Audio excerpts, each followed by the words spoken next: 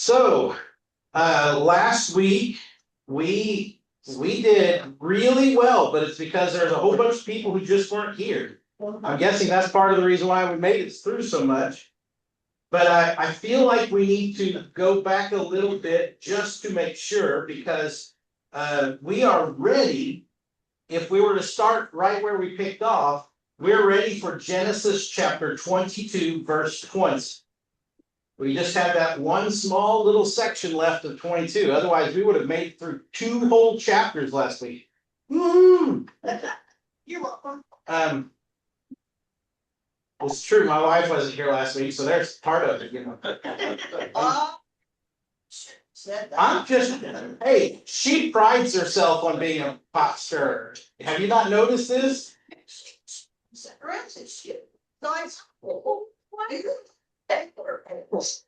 I'm lucky to have her. But well, I'm blessed, absolutely. But this is not, I'm kind of stirring the pot a little bit because I want us to understand context. You know, we get this little bitty interlude here at the end of chapter 22, verses 20 through 24, to end that. But I think that this conversation around marriage is actually imperative to what we read last week and what we're going to deal with this week, because they're connected together. You know, one of the things that we have a problem with is we often, especially like in Sunday school or even in a sermon, oftentimes we deal with one part of a story, not even the whole story, just one part of a story, or we get a story, but we get the story minus what happened before it and what's happening after it. We don't understand how God is painting a broader picture and how these things interplay with each other. Do you get what I'm saying by that? So last week, I'm not going to read verses 1 through 19 of 22, but last week we had one of probably the most famous stories of the Old Testament, where God asks Abraham to offer Isaac as a sacrifice. And we did talk a little bit about the fact, you know, that it seems to paint the picture that God wants to make sure that Abraham is not making an idol out of his son, the son of promise, his only son. And of course, we had the discussion that Abraham still also had Ishmael, but God made it very clear he would bless Ishmael in a very different way. Now, one of the things we really didn't touch on last week is, do you think Abraham had a conversation with Sarah about what he was going to do before he took his son on a 3-day journey? No. That was a very fast answer. She wouldn't have let him go. Do you think she would have let him go if she didn't know what was going to happen? I mean, we had the discussion. Isaac he's not a little boy because Abraham puts the wood for the offering on his back. So he's bare minimum somewhere in the 10 to 15-year-old range at least. He's not a little child. He's not an infant. But even at that, do you think Sarah's going to let her baby just go off with dad and a couple of servants? No. I mean, I've thought this through a lot over the years. What does Abraham have to tell Sarah in order to get to go on the guy's trip? I mean, think about everything this family has gone through. If he doesn't tell it, go for it, Jane. What you got? You don't know what other activities Abraham and Isaac have done up to this point. You're not wrong. You're jumping to conclusions. I am jumping I'm sorry. conclusions. You are absolutely right. Is that Jane? Yeah. The reason for that is we did have a long discussion about the fact in verse 19, in at least half of the translations in the room, it says, and Abraham came down the mountain. And in half the translations in the room, it says, and they came down the mountain. So which is it? I mean, to be clear, if Isaac is getting closer to like 18, 19, 20-year-old, if I'm an 18, 19, or 20-year-old and my dad just tried to sacrifice me, am I going back down the mountain with him?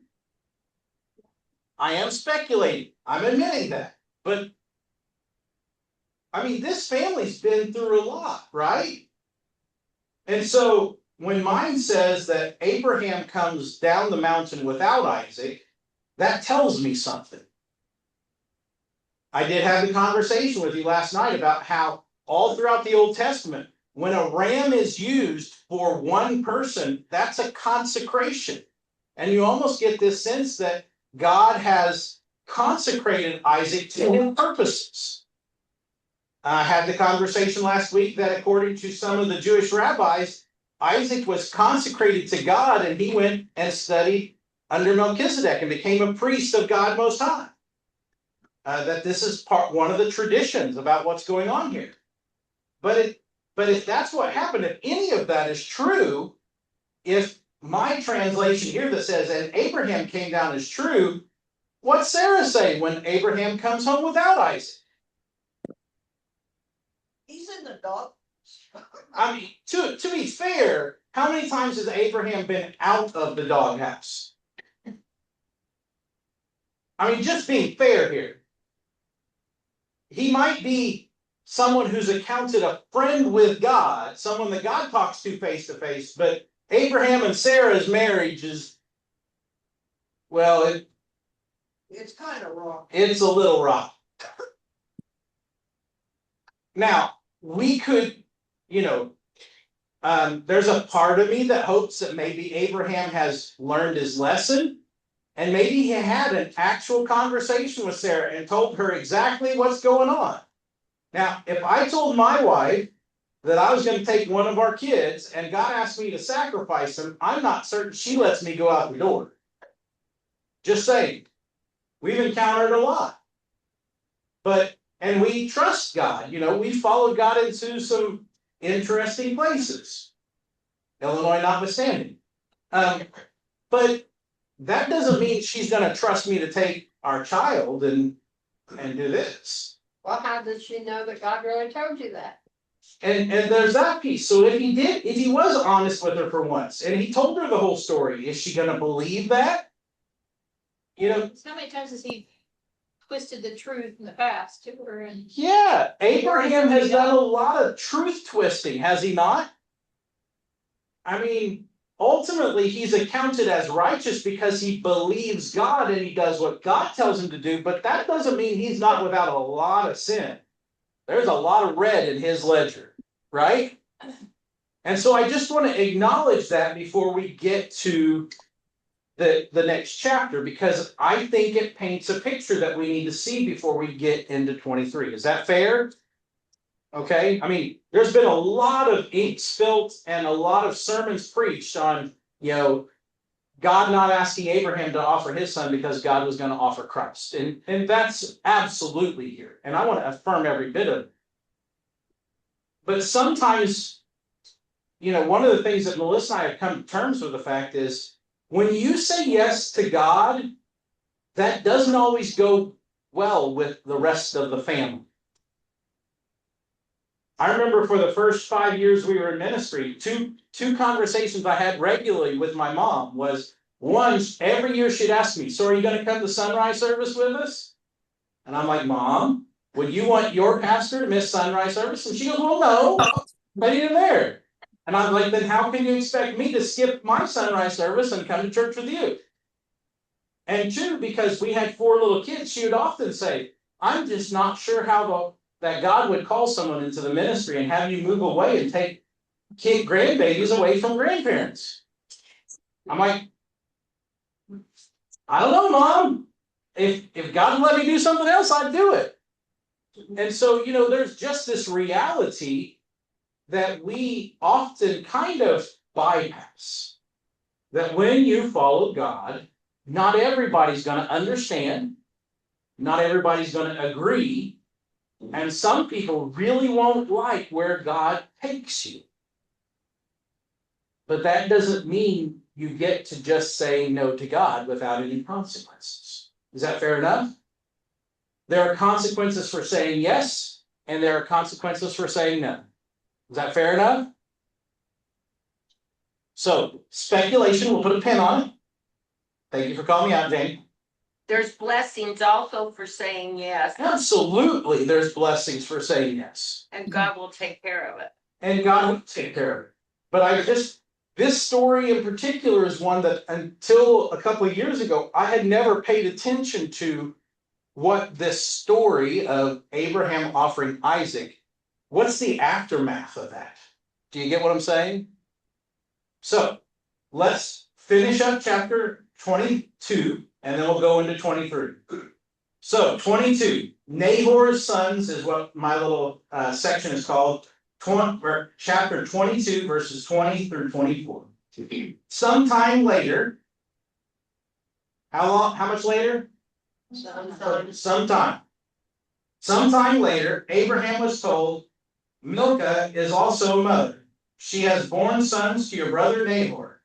Uz, the firstborn, Buz, his brother, Kemuel, the father of Aram, Kesed, Hazo, Pildash, Jilgloth, and Bethuel. Bethuel became the father of Rebekah, and Milcah bore these 8 sons to Abraham's brother Nahor. His concubine, who was named Reumah, also had sons, Teba, Gaham, Tahash, and Maacah. Anything here? Anything stand out? And a lot of kids. A lot of kids. They all boys? Well, we got at least 12 boys named. Yeah. So, but what else did you notice? Rebecca. We got Rebecca. One woman was named here. And of course, we've already had this discussion. When you get lists of genealogy and they throw out a woman's name, you should pay attention. So we're probably going to come back to that name. And of course, we all know that, right? Anything else you notice in here, though? Does it just kind of feel a little bit of a pass-through? It's kind of an odd place for it. Well, his brother had a lot of children. His brother had a lot of children, whereas Abraham had how many? At this point, 2. But last chapter, God very clearly said he had 1. That Ishmael was not his son for the promise, right? So you got Abraham with Isaac and his brother Nahor with all of these other 12. Feels a little off, doesn't it? Anything else you notice? Okay, I'm going to read verse 19 and then we're going to move into 23 because I want you to see the connection here. So, verse 19 and then we'll read 23, 1 and 2. Then Abraham returned to his servants, and they set off together for Beersheba, and Abraham stayed in Beersheba. Sarah lived to be 127 years old.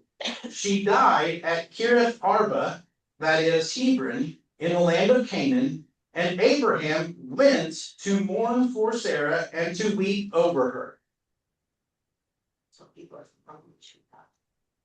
Say it a little louder, Jane. So he wasn't home when she died. He was not there when she died.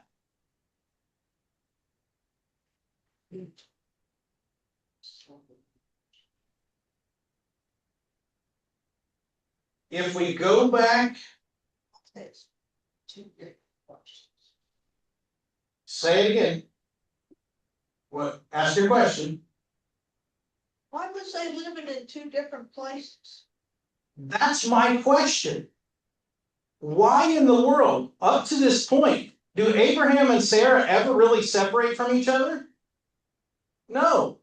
In fact, the only reason that they separate is because Abraham tells her to lie about the fact that they're married together and just say that she's his sister, which is a half-truth. And then we have at least 2 different episodes where Abraham gets wealthy and they get a bunch of servants because Sarah basically gets married off again, and God says, hold on a second, we're not doing that. She's already married. Why? Yes, go ahead, Crystal. Should they have gone in like a big fight and said maybe he had confronted her and say, if you take my son up there, we're done or whatever. And he took him up and she left. See, that's why I asked the questions I did earlier. Because the only thing that makes sense to me, they have been together for a long time. They've been through some really weird situations, but they are always together.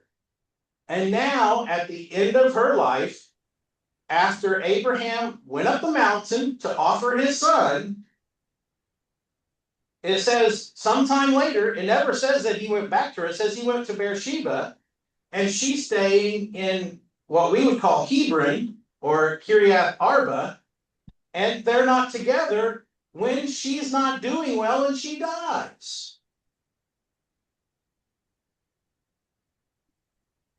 He wasn't very faithful. I don't know that I was. If she was sick and dying, why come after she's dead? I mean, she's not even gonna know he's there. So this is where now I'm going to pull the pen out of my speculation, and I want to explain.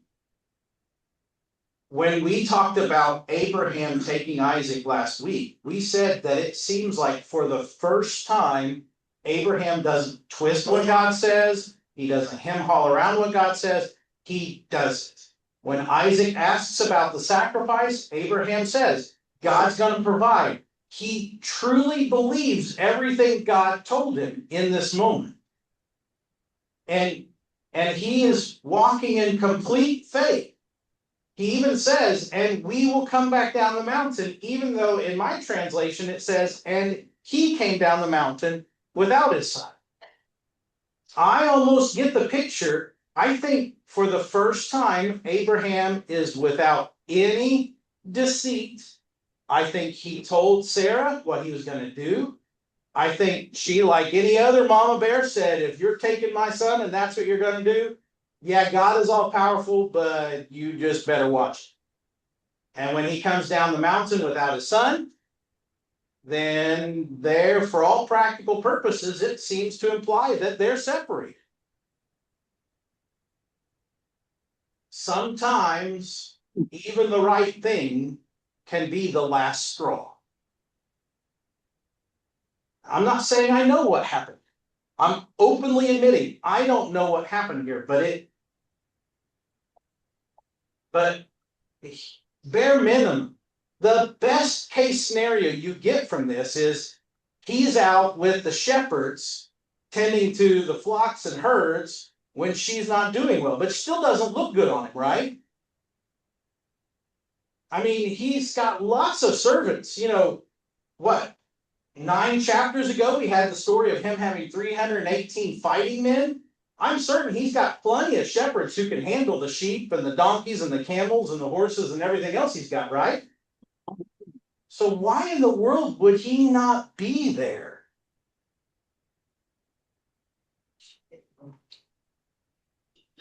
And for me, the only thing that makes sense is that sometimes doing the right thing causes a lot of heartache.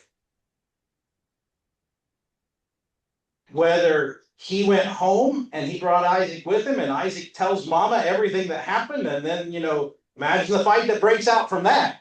Yeah, dad was going to kill me with a knife. I was tied up laying on an altar, and then God provided a ram, and I'm sure she never got to the part about God provided a ram. She just heard I'm on the altar and dad's got a knife over me ready to stab me.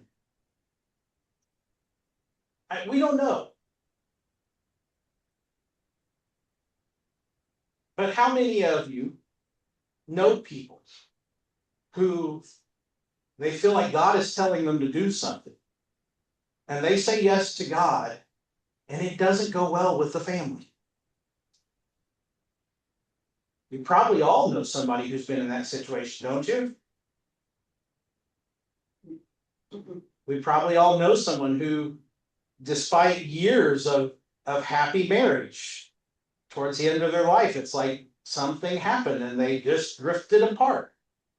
And in the last season, which you'd hope would be the best season, it wasn't a good season.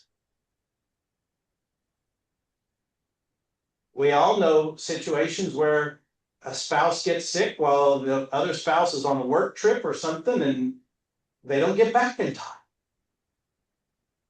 God doesn't give us an explanation, but he paints a picture where if you've ever had somebody who has had a catastrophic loss and they're wondering, why didn't God let my family be here? Why wasn't I surrounded? Whatever it might be, I read here in 23, 1 and 2, a situation that I think a lot of people can relate to. Do you get what I'm saying?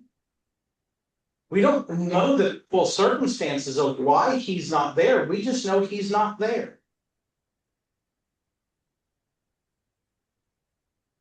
Any thoughts or questions?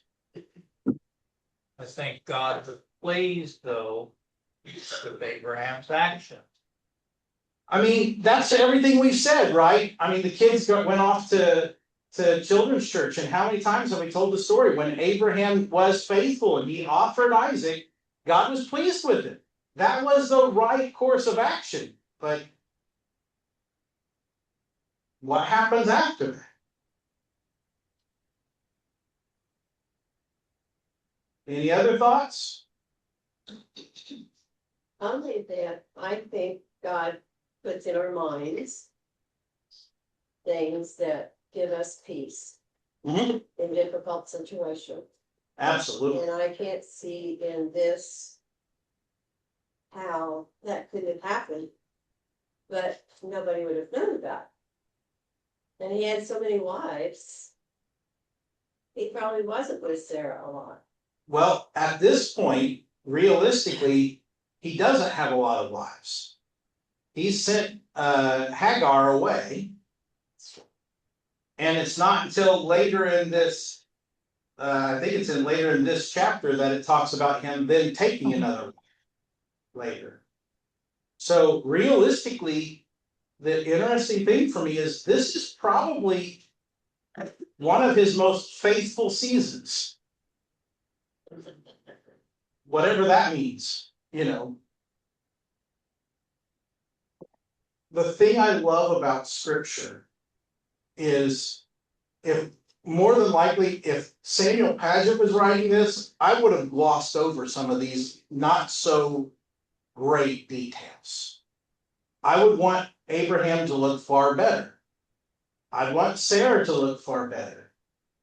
But let's be honest, I'm not all that much better either. I've never cheated on my wife. I've never asked her to say she was my sister and tried to marry her off to other people. I'm not going to.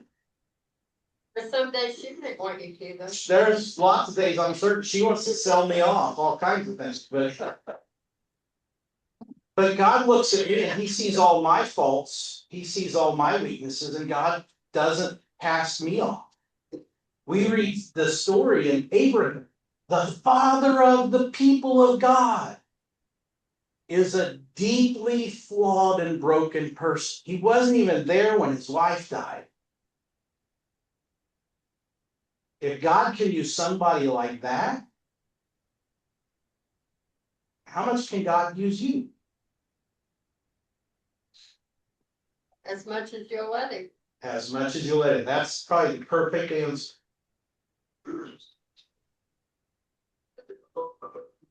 Any other thoughts? What in the world? I don't know what's.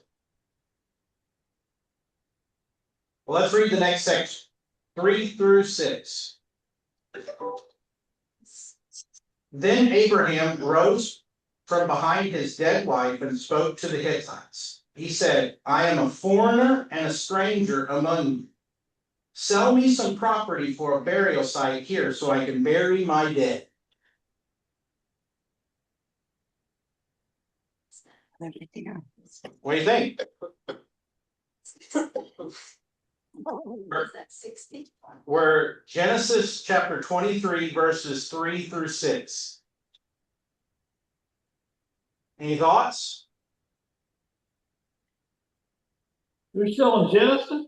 Still in Genesis. Oh, my word.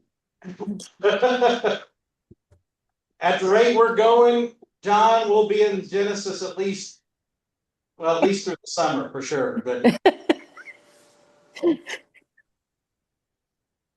Anything, or keep reading? We'll keep reading then. 5 and 6. The Hittites replied to Abraham, "Sir, listen to us. You are a mighty prince among us. Bury your dead in the choicest of our tombs. None of us will refuse you his tomb for burying your dead." Anything stand out? Any questions you want to ask? So who was Sarah living with? There was no family there? There was no ownership there? I mean, that's what it's alluding to. It seems like she's got her own tent. They've been nomads all the way through, since they came into the promised land. They've not bought any land up to this point. He did plant a tree at some point. We did have that discussion. He's been given all kinds of goods and but no property. Nowhere to just say this is my land. Yeah, we haven't had that. What you got, Jeff? That caught my first innocent prince. Yeah, they're seeing him as a prince among them. Almost that he has one son, right? And that's what we accentuated there at the back of 22. And yet they're seeing him as a ruler, a chieftain, a clan leader amongst them. So even though he's not always treated Sarah the best, and even though he's not always treated some of them the best, they see him as a person of renown, a person of note.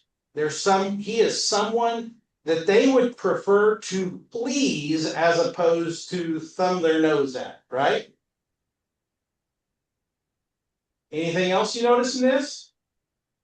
He must have had to been around there sometime because they must have known that he was her husband because they didn't question him like, who are you to her? Because he must have been somehow related because they didn't question like, who are you to her? So, bare minimum to help answer that part of the question, Crystal. How old was Sarah when Isaac was born? 90. She was 90 years old. How old is she when she dies? 127. So how old is Isaac? 37. 37 years old. They've been in the land for far longer than that, because remember the last major episode we had with anybody in the region was about the time that Isaac was born. So, they've been living in this land for probably a good 50 years or so. The people, do you get to know somebody after 50 years? Yeah. Yeah. He's garnered a lot of public respect. Anything else? All right, then we'll do our next paragraph. For me, it's 7 through 9. Then Abraham rose and bowed down before the people of the land, the Hittites. He said to them, "If you are willing to let me bury my dead, then listen to me and intercede with Ephron, son of Zohar, on my behalf. So he will sell me the cave at Machpelah, which belongs to him and is at the end of his field. Ask him to sell it to me for the full price as a burial site among you." What do you notice?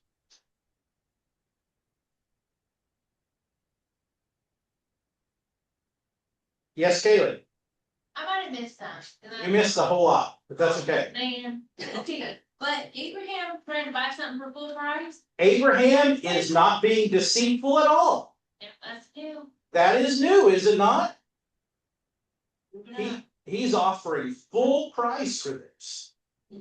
Not only that, is he asking for a cave like in the middle of a field?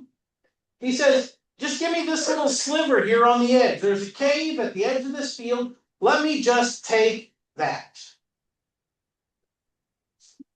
It seems like whatever God was doing in chapter 22, this is a very different Abraham, is it not? He humbled himself by bowing. He's bowing to them. He's humbling himself before them. Whereas before he was deceiving them and tricking them and doing all this. This is a different guy. Now, we can easily say, he's also had another 25 years of life or so. That causes a person to think a little differently, doesn't it? Anything else? Keep going. All right, 10 and 11.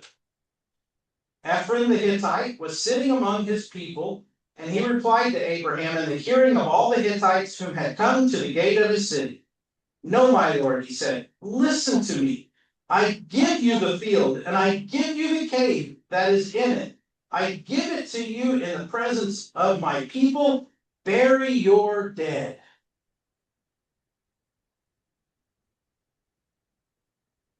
What do you think? Anything stand out? Any questions you want to ask? Doesn't that go along with the Middle Eastern custom though? Like when you say, would you like this? No, I don't want this. Yes, you want this. No, I don't want this. And after the third time you go, okay, I'll take it. There is a level in which that part of the world is far more used to a level of haggling. Now, the other side of it though is there's a part of me that all of a sudden at this point I find myself saying, Abraham might have played the situation just a little bit here. He asks them to speak favorably to a person who's in the room. Hey, everybody, would you just talk kindly to Dave Lanier and just convince him that he just wants to do right by me? And oh, hi, Dave. How you doing? Do you see what I'm saying? There's a little bit of a, but this is probably one of the most respectful interchanges we've had in all of Scripture up to this point, isn't it? They're being respectful. It's in a public forum, and Abraham is asking, and he's asking for a full offering price. He only wants the cave, and now Ephraim he offers not just the cave but the whole field, and he says, go bury your dead, and everybody's being really nice. Which kind of feels a little odd, doesn't it? Yes, Kaylee? When it says no, my lord, lowercase, is this the same scenario of the angels in Sodom and Gomorrah? Like people could see something in Abraham this time around? Or is it back to the whole customary? I think this is probably more of the customary, calling him prince and lord. This is more just being titles and formality, and that would be where I tend to go. But I mean, it could go that direction. They see something differently And maybe, like we said, after he offered Isaac up on the mountain, maybe he's a different guy. And for the last 20 some odd years, he's been living a very different life. And now he's got a very different, reputation. And as I was saying that, all of a sudden I got the picture of back in high school, the Scarlet Letter.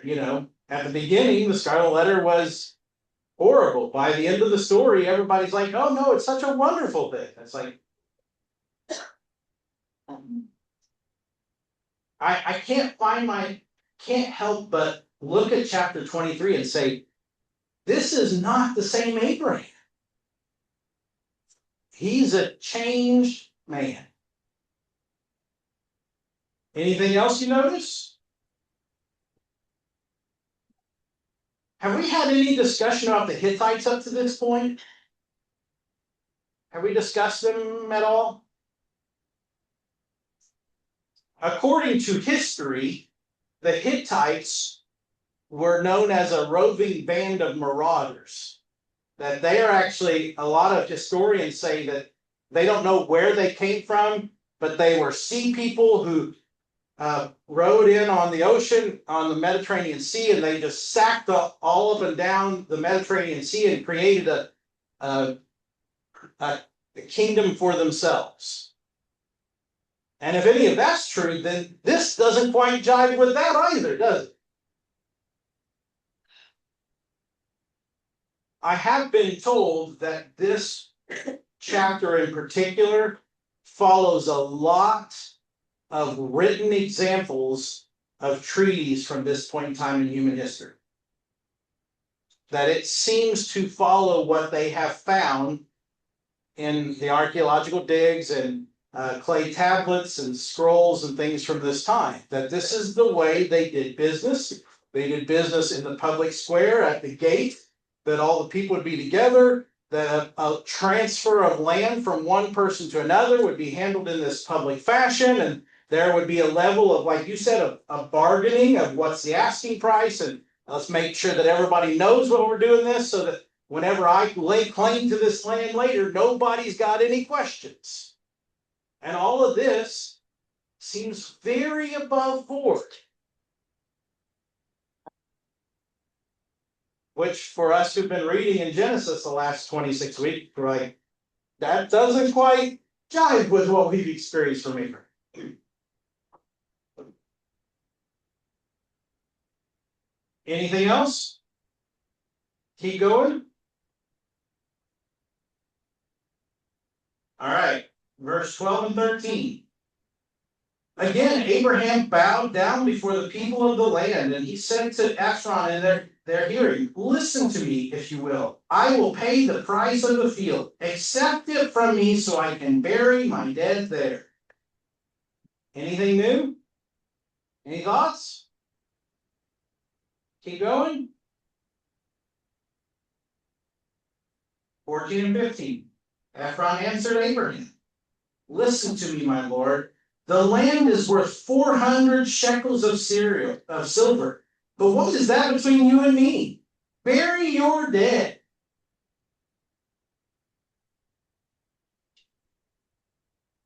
Tim's not here. Tim would have already looked up what's a shekel worth and how much is 400 shekels. And my wife's already out of the room. So I actually haven't figured out. For some reason I haven't figured out. I don't know why. Don't ask. I have no clue. what's But I it worth? have, for some reason, I have 624,000. $624,000 for the fields. I don't know where I came up with that number. I mean, it's as good of a number as anybody else's. You got something different in yours, Kaylee? No, mine just goes by weight. Yours just goes by weight. Yeah, 10 pounds. All my farmers are out in the field for the most part. Anybody want to pay $600,000 for a field? And how big it is. Depends how big it is. Depends how much of these. An exorbitant amount. Now all of a sudden we're starting to get back into the Genesis we all know and love, right?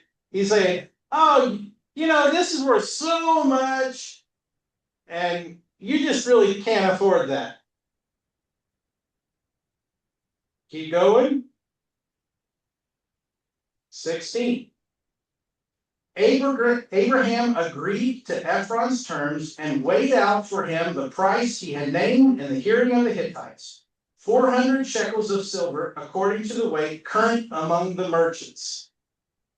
He carried it with him. Kaylee, what did your Bible say it weighed? 10 pounds of silver. Who carries around 10 pounds of silver? Anybody? Jeez. I mean, I guess, if you're going to go buy a property, then bring cash, right? Get a better deal. Abraham was ready to do business. I wonder if he didn't have twice that with him.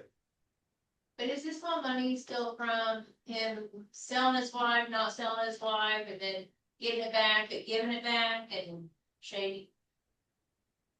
I'd like to think after 25 years or so that most of the shady money has been spent, and this is money maybe he earned. But more than likely, you're probably not wrong. Some of this was money that he had gained from not selling his sister to get married a couple of times.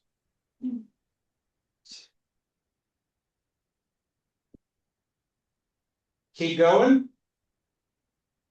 Yes, my next paragraph finishes the chapter. 17 to the end of the chapter. So Ephraim's field in Machpelah, near Mamre, both the field and the cave in it, and all the trees within the borders of the field were deeded to Abraham as his property in the presence of all the Hittites who had come to the gate of the city. Afterwards, Abraham buried his wife Sarah in the cave in the field of Machpelah near Mamre, which is at Hebron, in the land of Canaan. So the field and the cave in it were deeded to Abraham by the Hittites as a burial site. So what do you notice? What questions do you want to ask? Go for it. Land of Canaan, is that what God promised to Abraham? So to put it in perspective, I don't know if I'm going to have to put this up here, right?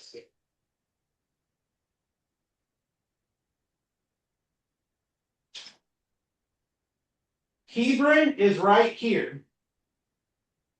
Hebron, according to tradition, is what becomes Jerusalem. Kiriath Arba, Hebron, Jerusalem, they're all basically the same area. Where they have been, though, Mamre is about, trying to find their guide on this one. Where's the Mamre's about 3 miles from Hebron. So he's burying her about 3 miles away, give or take.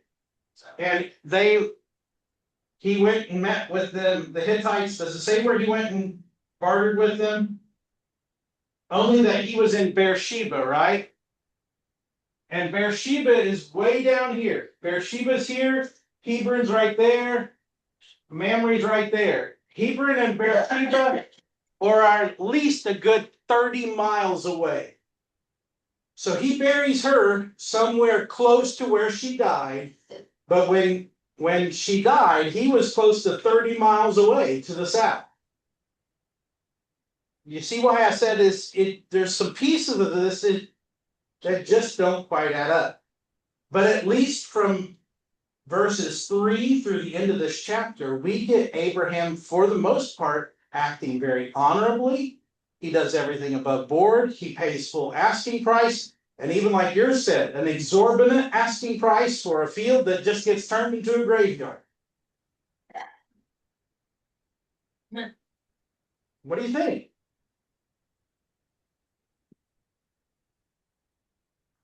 Go for it, Linda. Well, I understand him paying the price, not taking it free. It is something of value to him. Yeah. Not to take it free leaves you. Well, there's a whole thing of if it really was worth that, and for him to take it free, then for the rest of his days, the Hittites might say, we gave that property to you. There's that piece. So he pays the price, and this does become a place. Even to this day, you can go to Mamre and see the place that they said was where Sarah was buried. This becomes a pilgrimage site for God's people. The romantic in me wonders, it says that he wept when she died. Yeah. I wonder if he loved her so much, he was going to give anything. He just wanted to take care of her. There's absolutely, there's that part of me that when I read this, with everything they've been through, even if they were estranged, it's clear he's never stopped loving her. It's clear he wants to do right by her.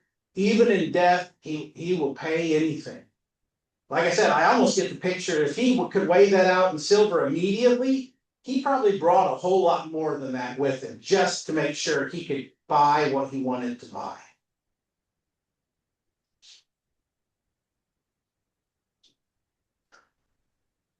He's also sort of establishing a home base. Yeah. So where the body is buried, the others will be buried close to. So I think there's a lot of truth to that. A cemetery, a graveyard, a burial plot for the rest of their family's existence will be a place that they talk about. Yeah. Mine said permanent twice. Permanent possession of a permanent burial place. Permanent possession, permanent burial place. You know, Melissa and I, we've talked a lot over the years about different things as we've been in ministry and moved around a lot, and we talk about where are we going to land the moment we decide to retire. You know, we've got kids in 3 different areas of Indiana, and now we're over here. And if I stay here for 20 years, would this be a place, you know, we land? But yet by the same token, we've got burial plots back in Plainville, my hometown, because when my grandpa died and both my grandfathers died and her mom died and her mom and dad weren't prepared for that. And so they didn't have a spot. And so we went ahead and bought burial plots so that if we needed to, we could put her mom in the ground. And, you know, you start talking about those things and, you know, she'll talk about how she's got family in this town and that town and in this cemetery and that cemetery. And you get connected to the places where your family is buried. And so, yeah, there's a sense in which this is almost interestingly the seed of God fulfilling his promise to give Abraham the land. He came in with nothing. There's just him and Sarah and Lot, remember, right? And now he's considered a prince and a lord among the people. And now he's got a field and a cave to bury people in. And he's got an army of men for him and a whole bunch of worldly possessions. And all of a sudden, if we go back to where things began in chapter 12 to here, he's come a long way, hadn't he? Yes, Wes. In my version, it says in verse 4 about and give me a burial site among you that I may bury my dead out of my sight. Out of your sight? That's what King James says. Hmm. And I think it's mentioned twice. So chapter 34 or 23 verse 4.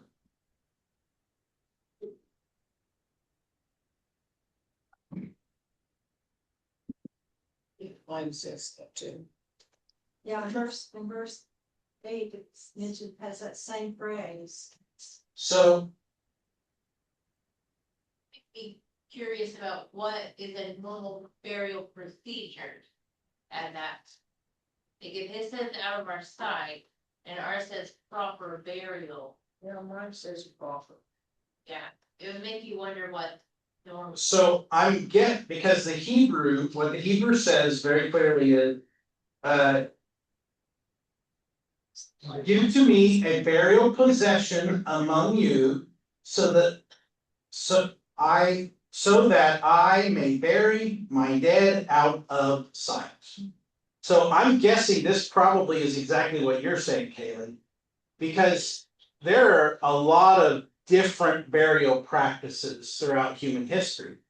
You know, we know that the Egyptians embalmed, the wealthiest people were embalmed and placed in tombs, and that was their normal.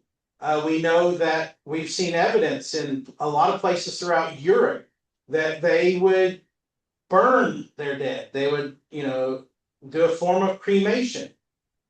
We know some would dump the body in the river and let them float off. I don't know if we know how the Hittites and others buried their dead, but one of the things we know very clearly for most of what I would say is Old Testament biblical times, up through at least the time of Christ, the standard practice was when a person would die, they would put them in a cave. They would allow them to decompose in the cave for a year. And on the anniversary of their death, they would go in and they would take the bones and they'd put the bones in an ossuary, a bone box. And so, you know, we think of, if we go out here, does the cemetery out here have any mausoleums in it? Yes. Almost one of the first ancient mausoleums was the way the Jewish people would do it. On the one side, you'd have the bodies, but when there was no body decomposing on the other side, you'd have shelves with all these bone boxes of all the family members. And so you could see the box of everyone who had passed before us.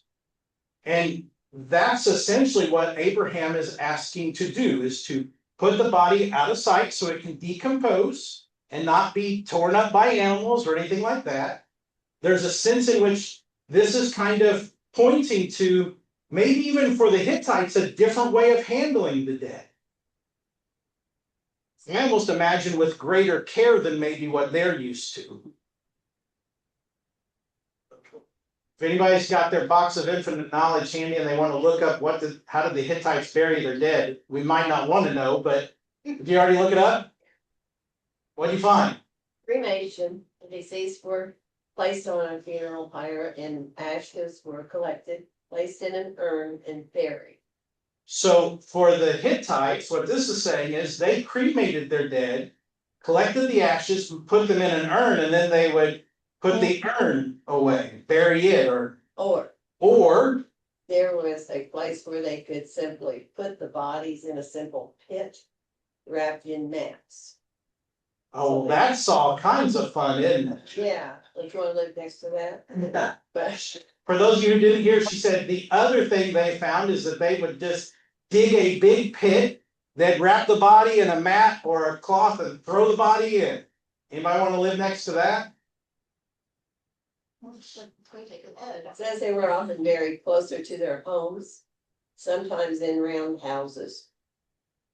So I think what you pointed out, I think this is pointing to a very different way of honoring those who have passed away. And to a certain degree, the Hittites would probably think, oh yeah, just go bury your dead. But then whenever he explains what he's going to do, they're like, you're going to do what? Just burn her. It'd be fine. Right? And he's like, no, I'm not honored. Anything else?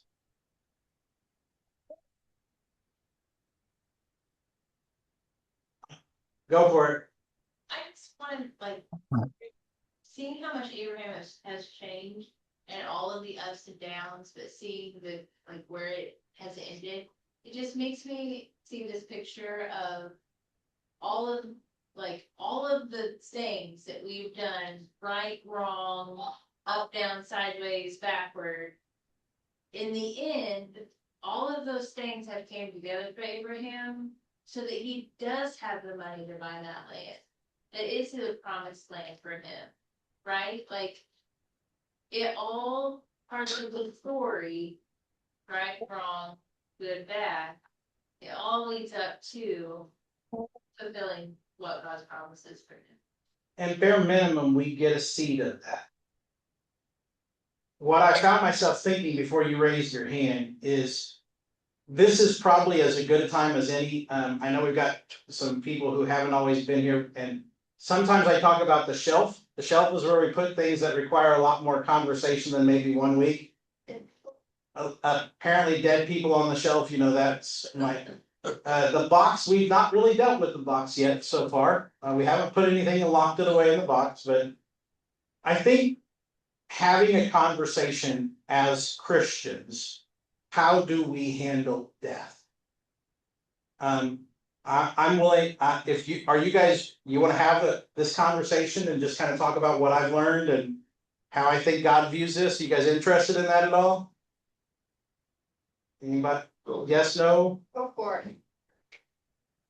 So in our world today, especially here in the Midwest, over the last 5 years, we've seen a lot more cremations. Because funerals, being real honest, they're just expensive. They're kind of getting ridiculous. I believe in the resurrection, and I believe that whether you are eaten by a shark, dropped in, embalmed and put in a pit, cremated or whatever, God can resurrect anyone from nothing. Okay? That is my personal belief. But historically, the notion of cremation was not what God's people did. That's not to say it's wrong. I'm just saying that's not what God's people did. In our world today, there's a question, you can definitely ask the question about good stewardship, and is it wise for us to get these, $50,000 monument of stone to put in a lot somewhere, and then spend $30,000 to put a body in a rosewood casket and drop it into a vault ground that nobody's ever going to see again? Yeah. I don't know. But for most of human history, believers simply put the body in the ground and allowed nature to take its course. For the Jewish people, they often had, if you could afford to have a burial cave, that's what they did. In fact, at the end of the Gospels, when Joseph of Arimathea goes to Pilate, he says, my family just cut this tomb out. It's brand new, never been used. Can we put Jesus's body in there? So it was very common by the time of Christ that, especially if you were wealthy, to have a cave, a tomb that your family would be buried in together. Which says something about how Joseph of Arimathea sees Jesus, doesn't it? That he wants to put him in his family too. But to be clear, from a Christian perspective, there's nothing that is against faith if you decide to go with cremation. There's nothing against faith if you decide to be embalmed. I've told you guys before, I was raised, 3 counties over, and I was raised for most of my early life around the Amish. They do not embalm. They have the wake that night, and within 24 hours, the body is in the ground. I mean, that's the way they do it. They want to keep it as natural as possible.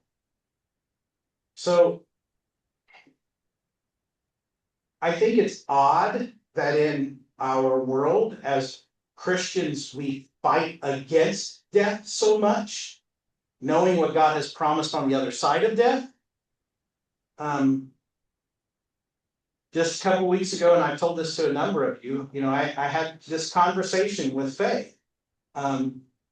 She's struggled since I've been here with just being able to swallow it. She's like, I'm on insulin and I'm on heart medicine, and my mind's clear, and I feel like if God would heal me, I could do all kinds of stuff. But she's like, I can't eat like I want. I'm in pain. My bones are brittle. I really probably need surgery on my shoulder, but they won't do it because I'm 95. And she's like, is it showing a lack of faith for me to stop taking my medicine? And I told her no. God is the one who is the author of all healing. God is the one who's given us doctors and nurses and hospitals. And, we just talked about praying over the surgeries and the treatments. I believe God works in that. I also believe that, should we say, you know what, God, I don't want to fight it. I think God's okay with that too. But I would say that whatever you decide to do, I'm going to use an absurd example to come back to, okay? When our kids were younger, and as they were in high school, some of their friends started getting tattoos. And, it seems like it's very common. Half the people you run into have tattoos. I told my kids, don't get a tattoo just because everybody else is. I told them in the Old Testament it says, do not mark yourself, but that was talking about a very specific religious act. So I said, if you're going to put a tattoo on your body, it better have a really good reason. Are you wanting to honor our family members? Are you wanting to honor your journey with God? Why are you getting this particular thing? I always thought that if I would ever get one, I wanted to get a Celtic cross on my shoulder, something that could be hidden so that I don't have to show it to people. But my wife will tell you, I don't like needles, and I've got a low pain threshold. So that's never going to happen. But I told my kids, have a reason for what, if you really think you need one, a skull and crossbones on your shoulder, that makes no sense. Get something that's tasteful, something that has meaning and purpose, and something that you're going to be okay with for the rest of your life. Does that make sense? I'm going to say the same thing about how we honor our dead. If the best choice for you is cremation, and you're doing that as a way because right now that's the least expensive route, and that's a way that you can use as much of your resources to pass on to family and loved ones and charities, great. If you want to have the rosewood casket and that's not going to be a hindrance on your family, great. Neither is anti-faith. There's a part of me I don't remember, we were in his late 90s and we read an article in Europe. They were taking people and they were putting them in some kind of a decomposing pod that had a tree sapling at the top, and you plant it in the ground and a tree would grow above you. And I'm thinking, that's what I want. At least something good comes out of this body that's caused me all kinds of heartache. We are called to be a people who do things on purpose and with a purpose. If you have thought it out and you feel like God's good with what your plan is, go for it. But I have heard a number of Christians who said to cremate a loved one, that's blasphemy. Well, you read, if we can believe what the internet says, that a lot of the other peoples did that. That doesn't mean that God can't work with that. Fair enough? We'll put burial practices back up on the shelf. We good? Any other thoughts on chapter 23? I do think it is important to realize exactly what we had said. It seems to me that we are experiencing a very different Abraham now. But we are also now moving away from Abraham being our primary character. And so in chapter 24, we're moving forward. Chapter 24, my first paragraph is verses 1 through 4. Abraham was now very old, and the Lord had blessed him in every way. He said to the senior servant of his household, the one in charge of all that he had, put your hand under my thigh. I want you to swear by the Lord, the God of heaven and the God of earth, that you will not get a wife for my son from the daughters of the Canaanites, among whom I am living, but will go to my country and my own relatives and get a wife for my son Isaac. What do you notice? What questions does it want to make you ask? I got a question. Go for it, Crystal. What's with the whole thigh thing? When I was reading that at first, I'm like, huh? I didn't get What are why. you talking about? Do you not go around putting your hand on other people's thighs all the time? I mean, isn't that just normal practice? No, not really. When you're cold, put your hand. It's one thing to put your hands under your own thighs, and when you're cold, this is not normal for us, is it? From No. what I was told in seminary, this was a form of taking an oath. By putting your hand under a person's thigh, it was talking about that person's virility, their ability to have children, and you get what I'm pointing to, right? I don't need to spell that out anymore, correct? That essentially when you took an oath and you were swearing on that person's ability to have kids, you're saying that if you don't fulfill the oath that you are making, that your ability to have offspring would be cut off. Almost, actually, a much stronger version of swearing on my firstborn child. Do you get what I'm saying now? Jared, you almost went there immediately, didn't you? Hey, it's not pejorative, it's just showing, he's like, I need you to do this. This is so serious. I want you to, don't you dare let my son marry one of those Canaanite women. And you're going to promise me that he's not going to marry a Canaanite woman, even to the point of swearing on all your kids. That's just God's promise, like that Abraham kind of intervening.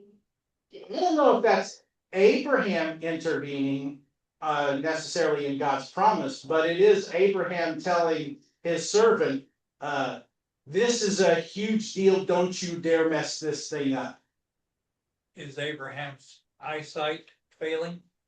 And he couldn't really, maybe he couldn't see well enough to tell what kind of woman it was. I mean, that's as plausible as any of the other speculation we've had. How old is Abraham right now? It says he's very old. Says he's very old, but bare minimum, if Sarah just died and she was 127 and he's 10 years older than her, he's at least 137 at this point. So probably taking the trek, and if you guys remember back whenever I talked about the landmass here, Heron, where his family is kind of like Toronto. So to go from Evansville to Toronto, do you think a 137-year-old's going to want to make that trek on, even on camelback, let alone on foot? Probably not. But this is 175 when he died. He was 175 when he died, so this is like, that makes him 38 years before he died. So Anything else you notice? his eyesight was even going then. And to tell what type of woman he was bringing back for him. I mean, they all dressed different according to their different cultures and religions and everything else. So probably couldn't even make out what her dress was like. Culturally, she probably, Abraham would know what his family, how they would have dressed and the way they had, but he's been gone for 50 years too. There's another big glaring piece of this. Go for it, Jane. Would one of the women around where he's living worship other gods, be a pagan, and he didn't want his son to marry someone that wasn't from the right lineage? I am absolutely certain that that plays a huge role in it. He says, he doesn't, notice, last chapter we were talking about the Hittites. They seem to be okay with him.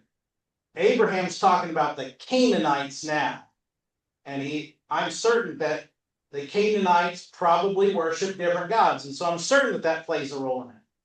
Anything else you notice? There's one really big glaring piece here. Pick one from the relatives. Pick one from the relatives. The fact that a servant in charge of the household? Why isn't Isaac in charge of the household? Well, see, a question I was gonna ask you is, if Isaac didn't come down the mountain with Abraham, where's Isaac been all this time? Was he with his mother? Was he with Abraham? And now Abraham is just suddenly picking this up, oh, I gotta get a wife. So Isaac is at least 37 and not married. We're not 100% certain where Isaac has been this whole time. Maybe, like I told you before, according to one tradition, he goes and studies to be a priest. But we don't know that for certain. And Isaac is the son of promise. He's 37. Why isn't he in charge of Abraham's household if Abraham can't do stuff on his own? Why in the world is a slave in charge? Doesn't this just point to something odd?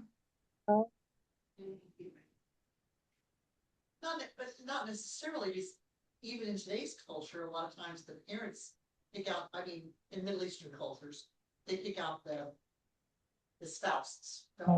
I don't think your boys would have handled you picking their wife for them. I would, no, mine wouldn't, but I mean, back in the middle, back in these times, that wasn't unusual, was it, for a parent to pick out the spouse? It would be far more common than today. I don't know that it was the absolute norm all the time. Because again, Abraham has moved into a completely different area. And we're going to see as we go through Genesis, there's a number of times where somebody says, hey, she looks good, I want to marry her, kind of thing. Well, sometimes that's got people into trouble by looking. Yeah, that often ends up being a story where somebody gets in trouble. That's very true. Keep going then. Let's see if we get any more context. Verse 5. The servant asked him, what if the woman is unwilling to come back with me to this land? Shall I then take your son back to the country you came from?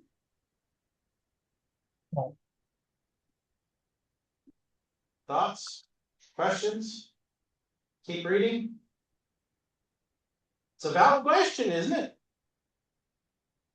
So the servant here, bare minimum, is thinking, Abraham, I don't know how old you are, and I don't know how long I'm going to have to search for somebody who's going to marry your son, but if you die and I can't find somebody who's going to come back here, do I need to take him there?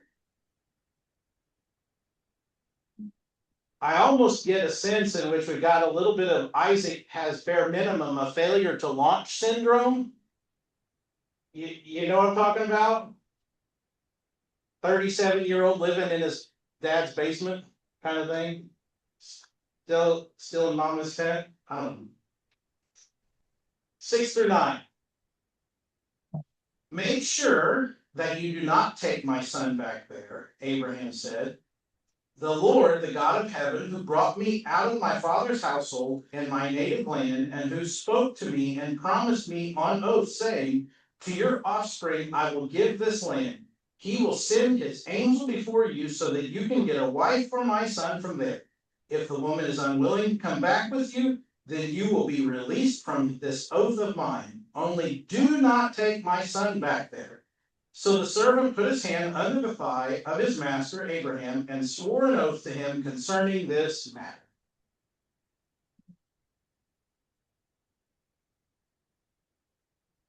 What do you think?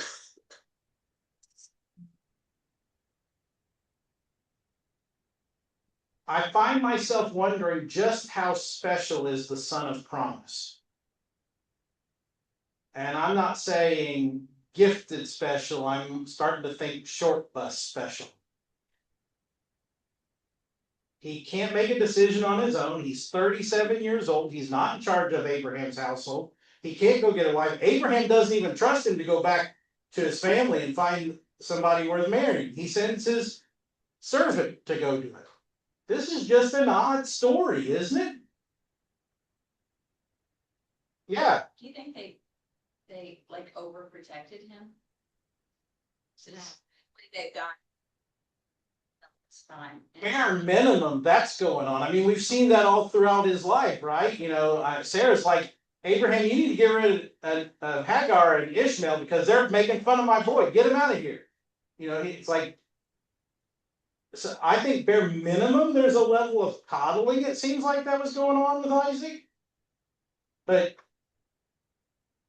and of course, we already had the discussion, even whenever last week when Isaac was born, you know, if he lives 175 years and he was 100 years, and that means he was basically in his late 40s when relatively to today's, but I can't imagine starting my family right now and, you know, a lady in her early 40s having her first child. I would venture there's probably a level of coddling that goes on there. That's probably a valid point. Does Isaac know that Sarah died? Say that again, Crystal? Does Isaac know that his mom's died? Yes. I'm pretty sure that does. I don't remember reading about that. He went to when he when he buried her and all that. It really doesn't mention Isaac at all in chapter 23, does it? That's a fair point, Crystal. After Abraham takes Isaac up onto the mountain, at least in mine, I don't get any other mention of Isaac again until right now.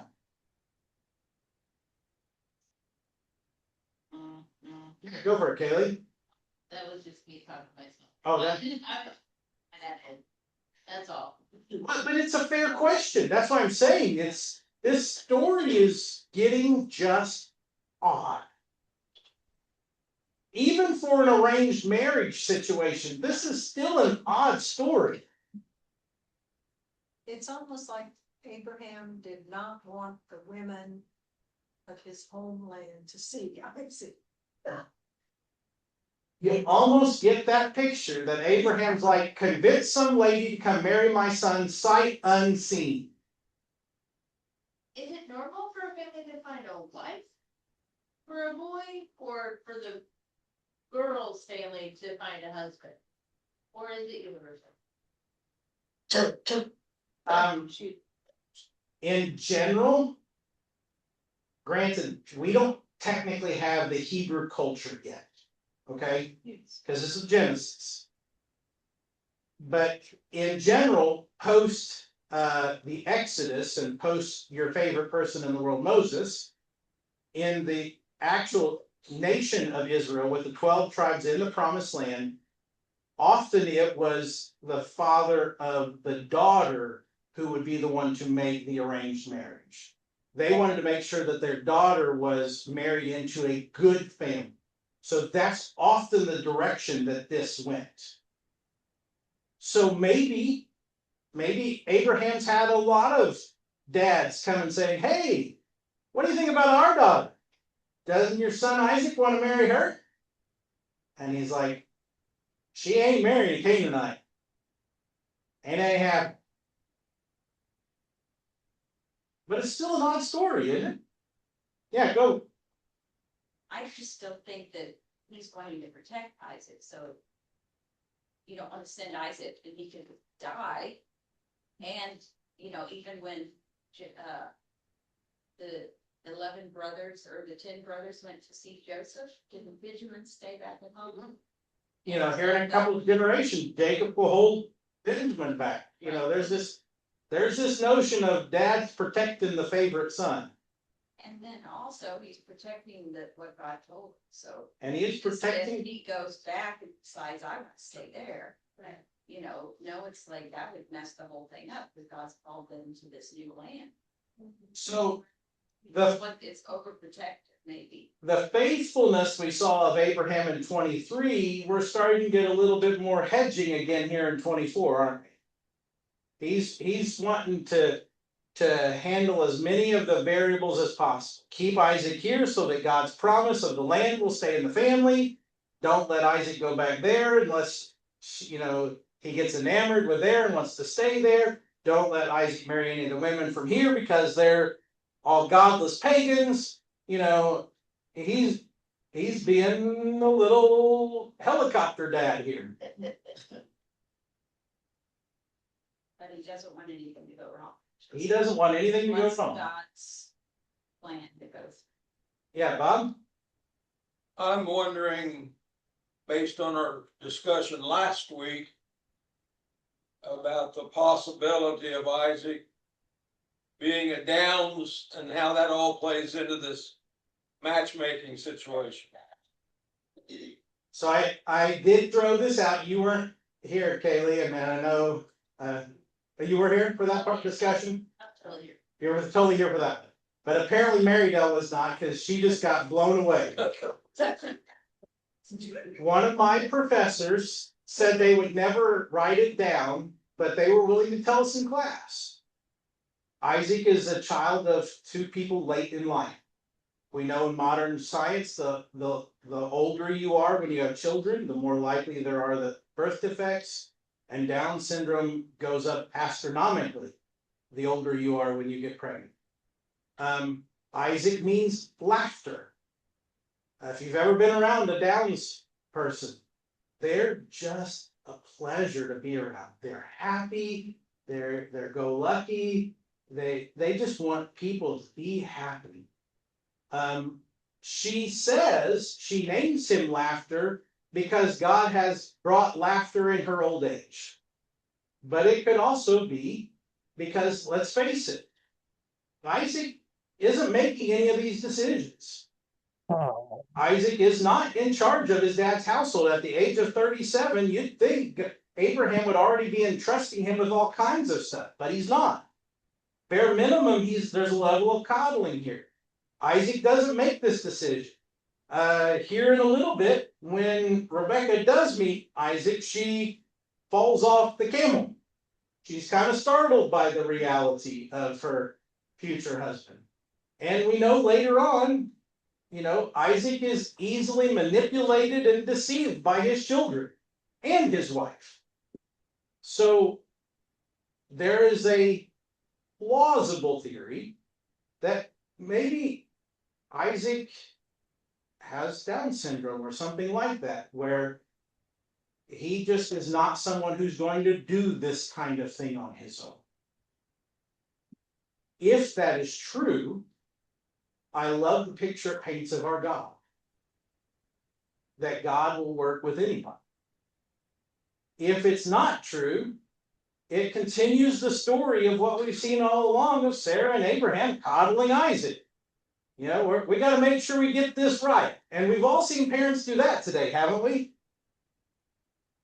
Well, this raises the question then, if he was a Downs person, when they bound him to put him on the fire or to throw him up, sacrifice him.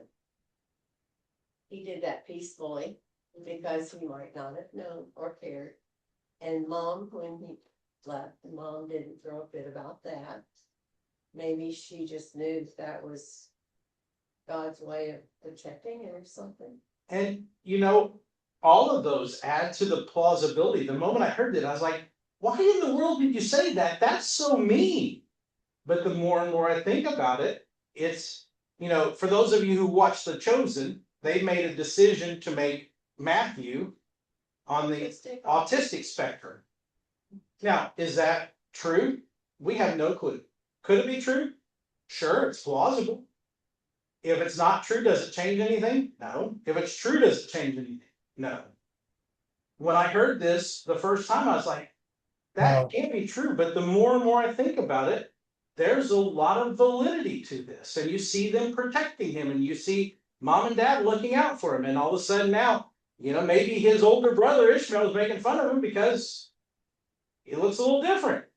Maybe Abraham is sending off his servant to get him a wife because Isaac's just not concerned about getting himself a wife. Isaac's just living his best life. And if you've been around a 30-some-odd-year-old Downs man, they're living their best life every day.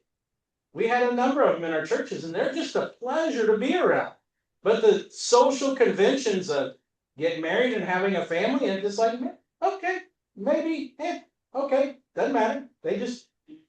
But if that is the case, then now all of a sudden what you were saying about Abraham trying to make sure, we got to get Isaac a wife because he's got to have kids, because God's promised us a multitude of generations. They got to come from somewhere.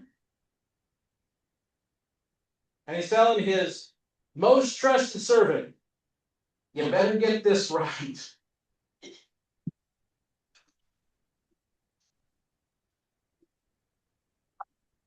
Can you see why I said a couple weeks ago that, I'm throwing out some stuff at you, but when you read scripture and you allow scripture to tell us the story, it often paints a far more interesting and confusing picture than we like to tell with our flannel graph Sunday school lesson.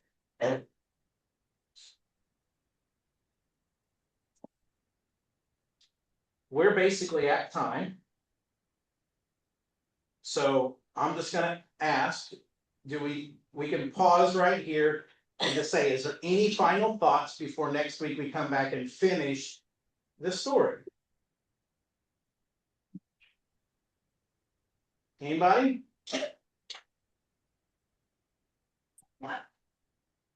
I kind of don't buy that. Like I said, it could be true. If it's not true, it's not going to hurt me at all. I mean, if it's not true, I still got some questions about how Abraham's kind of being a helicopter dad, but he was the first helicopter dad before there were helicopters.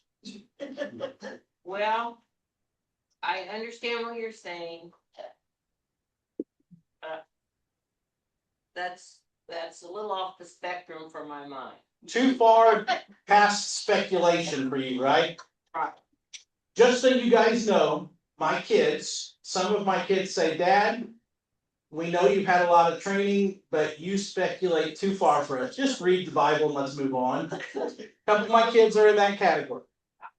My kids are like, no, they're throwing out the really wild. scenarios. They make me go, whoa, where'd that come from? So I'm acknowledging in this section, there's just for a modern reader, when we read these stories, there's a lot of unanswered questions that if this was happening today, we'd wonder, what are we missing?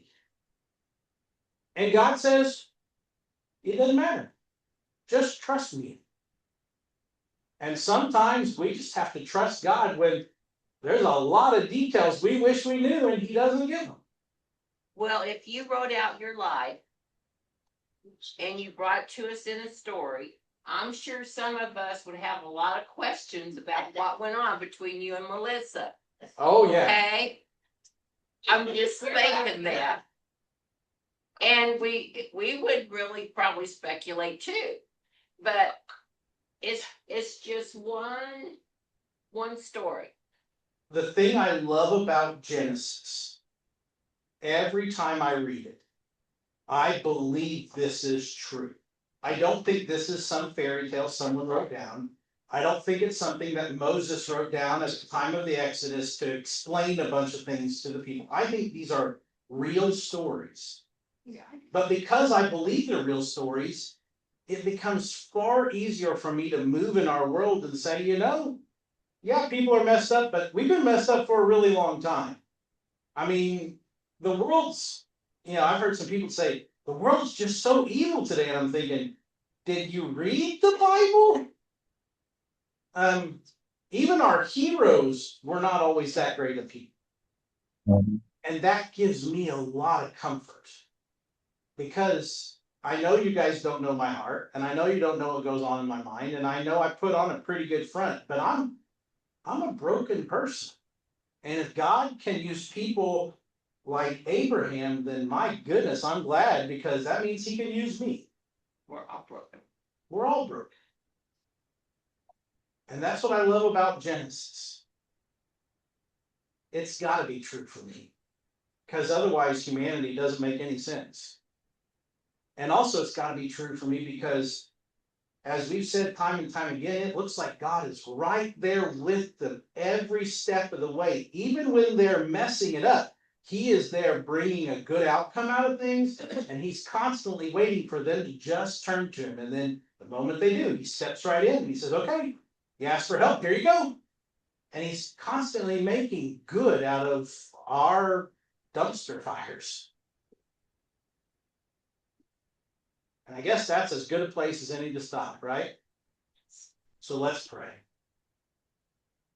Lord, there's so many questions we have about Abraham and Isaac and Abraham's servant and what was going on in the world with the Canaanites and the Hittites. And to the best of our knowledge, Lord, this was maybe 4,000 years ago.